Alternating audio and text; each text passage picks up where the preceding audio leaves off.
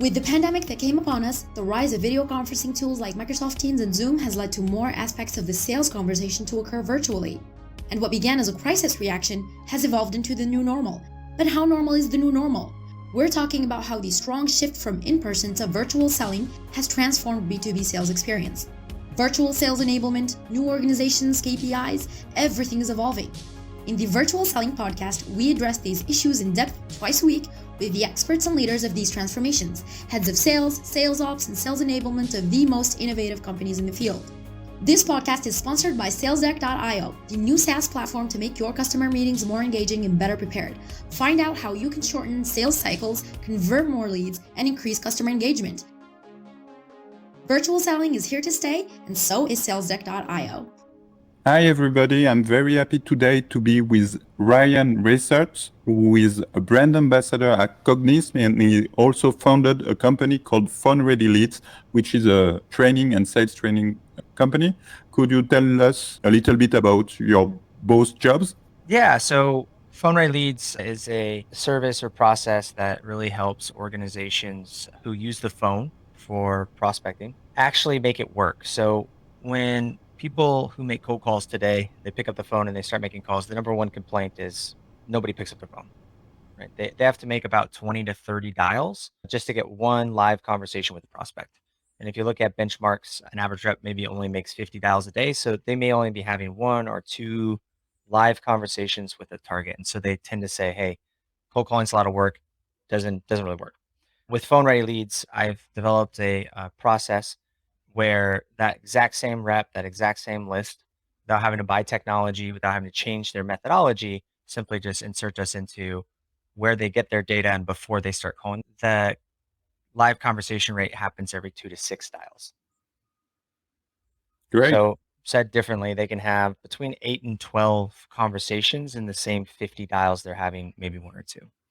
So that's Phone Ready Leads. And then I am a brand ambassador with Cognizant. Cognizant is a premium data provider. So a lot of folks are familiar with Zoom Info worldwide. Cognizant is based out of the UK and is developing a contact database that focuses on three key areas: compliance, premium data, and premium targeting. And so they have a suite of tools that helps folks really hone in, be very hyper targeted with the types of lists that they're trying to prospect. And my job there is to manage their newsletter, their blog, their podcast, things like that. So I'm kind of leading the charge on the content that they're creating at the forefront of their go-to-market. Great. So you have helped a lot of companies developing themselves with cold calling, starting at Bootstrap, an early stage company, and even bigger companies there.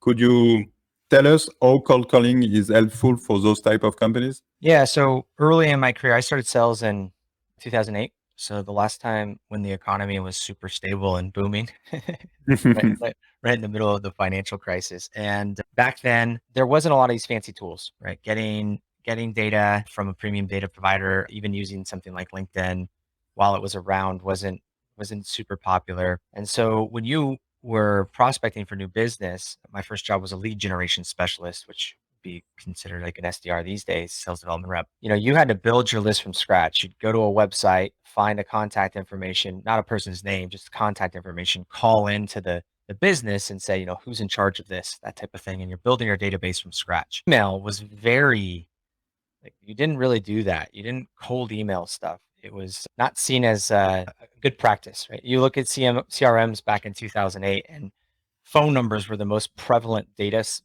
source on a contact record. Email was not really there very often, especially if they weren't opted in. And so you would call, you'd have a conversation, you could get them opt in, and then you can follow up, etc. Fast forward throughout the years, now it's kind of the opposite. You get into a lot of CRMs and emails there, but you don't see a lot of phone numbers, which is really interesting. But back in 2008, the only way to really get business for new business development was to pick up the phone and have those conversations, build your database, unless you were going old school cold calling door to door or attending trade shows and events and things like that, which, they've gotten more affordable, but could be very expensive. Booths are tens of thousands of dollars just to make in the first place. And then you have to get the space and, it could be six figures just to go attend one of these events. So it wasn't really a way to get a new business off the ground for a bootstrap organization who's spending money doing those types of things. So if you're going to get business back then, you picked up the phone. And so that's how I learned. And I think like everything in life, you start to get good at something, you tend to hone those skills. You don't, you avoid things that give you a little bit of friction and you do more of the things you're fairly good at. And so luckily I was able to work with a couple of really good initial leaders. So the very first company I worked for was actually backed by AIG. This wasn't a bootstrap one. This was really exciting, but it was the home finance product in Yeah. 2008. So I was only there for about 6 weeks before the government had pulled all their financing when the bank crisis happened. We happened to be one of those investments that AIG was putting money into. So our whole company was laid off like overnight, like 6 weeks into the role. But my first manager there was a like ex boiler room type of guy. Like he did finance. He was, super cold caller, but he had process and technology that enabled us to be really successful. And so sitting in that environment only for a short period of time helped me see that the phone can be very effective. And then I moved over to a bootstrapped pay-per-click company right after that job. And my boss there was also a really good coach and cold call enthusiast, if you will. Like he knew how to develop a process and run calls. He wasn't as good at the technical side. So where I was able to help out there was taking what I had learned from my very first company only for a short period of time and the friendship I'd gained with my first manager. His name was Matt McGraw, who played poker on the weekends and things like that. He helped me kind of figure out how the Salesforce thing worked, how this calling thing worked. And I was able to get some traction within that bootstrapped environment. And over time, new technologies started to emerge and data became easier. And, over time, I developed my own process that helped me really crack the code on the cold calling. And so I've been doing it for about 15 years now. I've made my way up through the ranks from this lead generation specialist, eventually to a sales rep, AE as they call them now. They were sales directors back then. And then a director of sales running the sales team at Eastern Vision, was the paperclip company. And then I had a few stints at some funded startups, but most of those were more of the turnaround type, not necessarily the hyper growth type. And then I had a stint at earlier stage company, was still more of a turnaround, but we were doing some work in paid social advertising. The company was called Bushaka. We were doing Mhm. a lot of work with Facebook ads. Another interesting event where I started, they had a great product. About a month in, the Facebook privacy terms changed. You used to be able to do like one-to-one marketing on Facebook, and then they moved it to this concept called audience. And that cut off almost all of our revenue overnight while I came in to lead sales and the founder was supposed to be raising the Series A. So we had to pivot and we got into an accelerator. I helped us get in, got some pretty big deals with Walmart and Mars. And then we got acquired by Sprinkler, which was a unicorn. And so that was my very first experience of being a part of a hyper growth, fast growing, one of the fastest growing SaaS companies of all times for a period of time. And I realized that even those organizations struggle with the same principles that I had developed over my first half of my career. And there was this rising need for talent in sales development. And so I actually read a report on LinkedIn that this was 2015 that said sales development was the third fastest growing job on LinkedIn, yet there's no real professional development. And there was these rise of these boot camps in coding, software development, and data science. Those were the first two fastest growing, but there really wasn't much going on in sales development yet. So I decided to start a SDR school. It's called Inside Sales Bootcamp, and Great. built out a program to help train people coming out of school or making a transition to try to break into tech companies using sales development as the entry road instead of data science or software engineering. Built and sold that curriculum to one of the funded versions. There's a bunch of those now. And then I wrote a book called Outbound Sales No Fluff that kind of brought that curriculum to a physical, easy to read, consume resource. And then I've been focused on just helping companies install those fundamentals through my consulting practice and a couple companies that I've worked on since then. So that's kind of the background of where I come from. All along the way, even with the rise of all this technology, all the automation, all the data, while folks have been trying to figure out how to crack the code with cold email and even ads, et cetera, in B2B, I found that every time I touch the other channels, the phone consistently becomes the most cost-effective way to generate new business opportunity, whether you're funded or bootstrapped. There's no faster way to information, no faster way to pipeline than to have a conversation with the people that you're spending this other time trying to get conversations with. So I've just kind of honed that skill and focused pretty extensively on how to make the phone work for growing companies. And how do you do that? I understand that technology is really important to have the right data to call at the right time, but it's also some human skills and emotional skills that are important. Yeah, so actually, the way to execute on this actually doesn't require the technology and automations at first, right? It's a pretty simple formula that you're trying to solve for. The first thing is you got to make a list. So, of course, having data of like the contact information and how to find those people is helpful, but it's not required, right? You can go online, do web research and find companies. You can use free resources like LinkedIn to get the list of the people that you're looking for. But step one is to make a list. Of course, premium data will help. Step two is know what to say.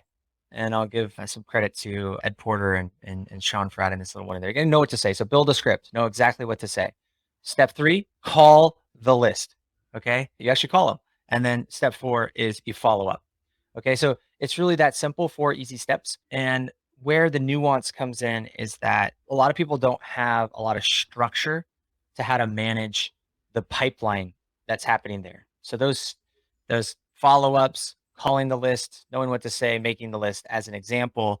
There's no real stage definitions and exit criteria that you see in the sales process once I have a meeting with somebody. Right? If I have a meeting with you, typically in CRM, I'll have a stage definition and an exit criteria if I'm running a sound sales process, right? Stage 0, meeting. Stage 1, meeting held, intro complete, so on and so forth, all the way, pitch, discovery, proposal, close, right? That type of thing. And there's lots of training out there that provides resources. It's a multi-billion-dollar world. You've got Sandler, you've got Miller Hyman, you got force management, you name it, a medic, MedPick, all that stuff. Nothing really exists on how to do the same type of structure from prospecting. And so that's actually my methodology that I wrote about in my book. I call it buckets. And again, it doesn't require technology and automation to run this thing. It's just having a solid process. Now, once you run that process and you understand those stage definitions and extra criteria, which if you want to link it, it's free and available online if you want to find the information here. I don't dig into details in this podcast, but it's available on lots of others. I've talked about this for a long time. The secret sauce is in the first to second stage. So once you've made your list and as you're building your message for that list before you call the list, you want to be able to understand who on that list is likely to pick up the phone and who's not. Okay. And so the only way you can figure that out, the best signal that somebody who's likely to pick up the phone is that they pick up the phone. So how do you do that? Well, you specialize your workforce and you actually have a lower cost team that calls the higher velocity calling. The average connect rate for a cold list, if I bought data from, let's say, a Cognizant or a ZoomInfo or a LeadIQ or any of these other data vendors, right? Apollo, generally that cold connect rate, if I just make that list and call it myself, is going to be in this 2 to 5% range. I have to make 100 dials to talk to 2 to 5 people. But if I figure out who picks up and who doesn't pick up, and I just call the ones who pick up, that connect rate is going to be something like 15 to 30%. But how do you figure that? You call them. So you specialize your workforce and you put a team of like either super entry level people on, or you can use phone ready leads. That's what we do. Super entry level people, and you have them make the 100 calls to find the 2 to 5 people. And instead of those people trying to pitch and close meetings on that very first call, you can do something like awareness and gathering more information. Are they still the right person? Run a survey. Do they care about these things? Invite them to events or podcasts, things like that. Doesn't really matter what they say. You know that they pick up the phone. Once you know that, you just follow up on the ones that pick up the phone with a more senior person. That more senior person can actually manage that first conversation effectively and either set an appointment or disqualify out. And the difference in that specialization in the workforce is about anywhere from 4 to 10x more efficient on our time, right? If I can go from a 2 to 5% connect rate, meaning I have 2 to 5 conversations for every 100 dials. An average rep only makes 50 dials a day. That means you're having maybe 2 conversations a day. If you do what I'm talking about doing at 15 to 30%, that's a conversation every like 3 to 7 dials, 2 to 6 dials, somewhere in that range. Or said differently, for every 50 dials, you're having 8 to 15 conversations, right? That's eight to, it's gonna be 15, 20x more efficiency to the number one unit that matters most to start the sales process, which is a live conversation with the intended target. And so by doing this specialization and running this process, you're going to get minimum 4 or 5x lift in sales productivity across your workforce. But Or said differently, do you have bots today that make the call instead of you and give you only? yeah, so I've developed that as a service, right? So I call it the Disneyland Fast Pass. If you go to Disneyland right now, you can wait in that long line and get to the ride if you do it. If you want to pay the normal cost of entry, that's what every other company's doing right now. You go to Disneyland, you buy an SDR, you have that SDR slug through 100 calls to talk to 5 people. Yeah, but you can automate the calling, no? That's illegal.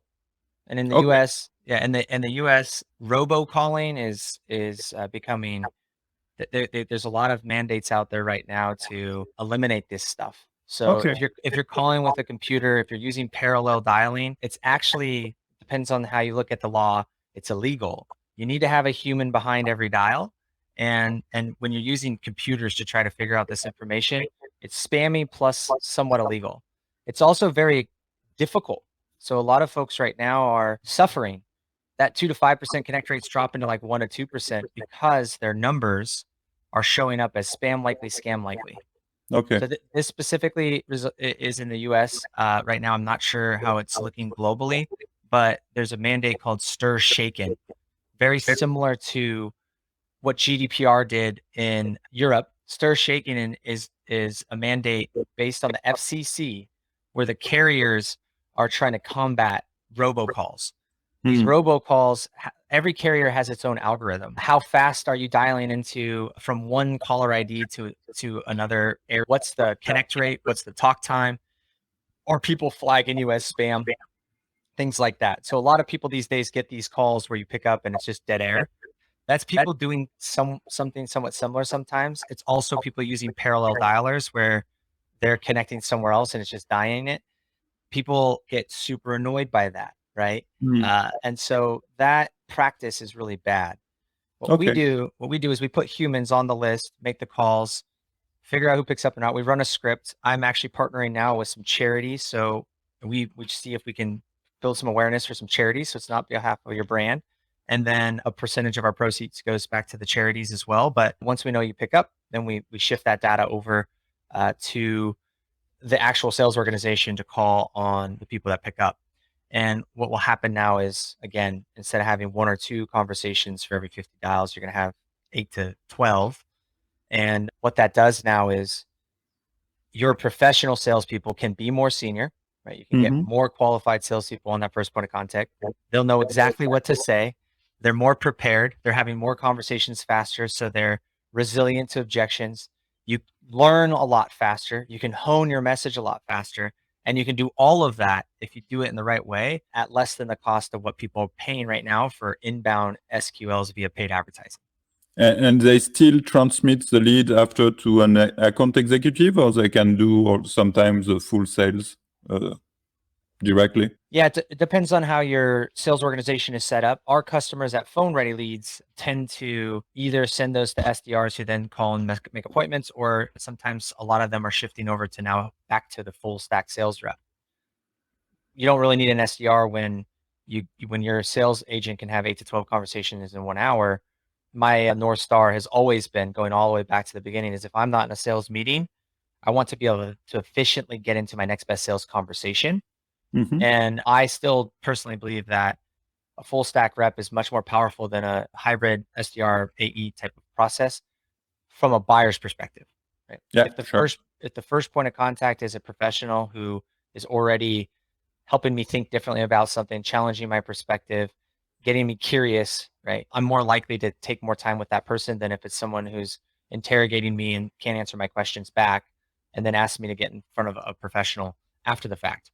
Not to say that doesn't work. There's ways that it can work, but it in my world, and that's why I developed the process that I have, that's the best case scenario. And so you actually don't need to use my service, but service is a Disneyland Fast Pass to run my process. So we just have a specialized workforce that can do all that for you.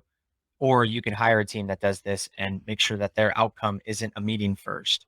Their outcome is confirm it's them, confirm that they're the right type of people we want, and then get that as fast as possible to the more senior seller to have that real first sales conversation.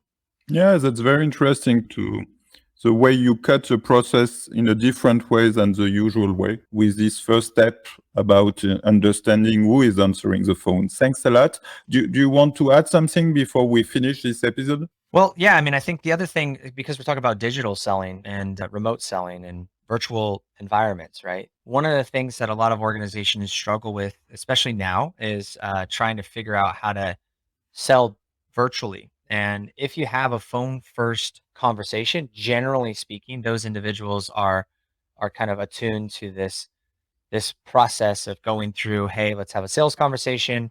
After this cold call, we can get to a Zoom meeting or a SalesDeck meeting, as you say, versus if you're using other means, right? Like you're at an event, you're maybe even cold emailing. People may want to, they're more likely to maybe meet up for a coffee or a face-to-face meeting. If you get the portion of your addressable market on the phone in the first place, which is about 20 to 40% of any list, by the way, it's a pretty significant portion of that list. If you focus that portion of your business there, you'll find that those folks in a lot of industries, not all of them, but in a lot of industries, you're going to have a better, easier way of getting them through the digital sales environment versus using other mechanisms and then trying to drive them back to virtual. And I think that's one of the things that, getting back to your original question about like the bootstrapping and things like that, if you're an early stage startup and you're trying to get to market, despite what a lot of other folks might tell you, the phone can be very, very efficient, not only to get the conversation started, but to also work through the process in a virtual environment versus, something like email and something like events. Of course, if it's virtual events and things like that, that's a little bit different. Those would also probably be a decent channel these days, but I wouldn't shy away from it. And again, if you're interested in figuring out some of this stuff, you can look up Outbound Sales No Fluff. There's actually the same book you would have to buy on Amazon as an Audible. It's like $13 or something because Amazon makes it pricing. You can find a podcast. I created the same book in a podcast, and you could read about this process and put it into action on your own, totally, and see how it works. And it just works. It's a very straightforward way for you to cost effectively get your product or service to market. So I just end with that. In a digital environment, phone conversations are super powerful. And if you unleash the beast, you'll see the fruits of your labors come together faster than you probably have ever expected. Try it out, see how it works. Thanks a lot, Ryan. It's tempting. This episode of the Virtual Selling Podcast is over. Thanks for sticking around. Join us twice a week for a new episode with new stories and challenge of giants in the field. If you enjoyed today's episode, we are always listening for your feedback. Share the show and subscribe on your favorite podcast platform so you don't miss any episode. This episode was brought to you by SalesDeck.io, the virtual selling platform that increases your sales team CVR on sales readiness, enable remote management, and advance sales operational excellence. Book your SalesDeck.io demo today to discover how you can close more deals with engaging and better prepped customer meetings. Thanks a lot, Ryan. It was really a pleasure.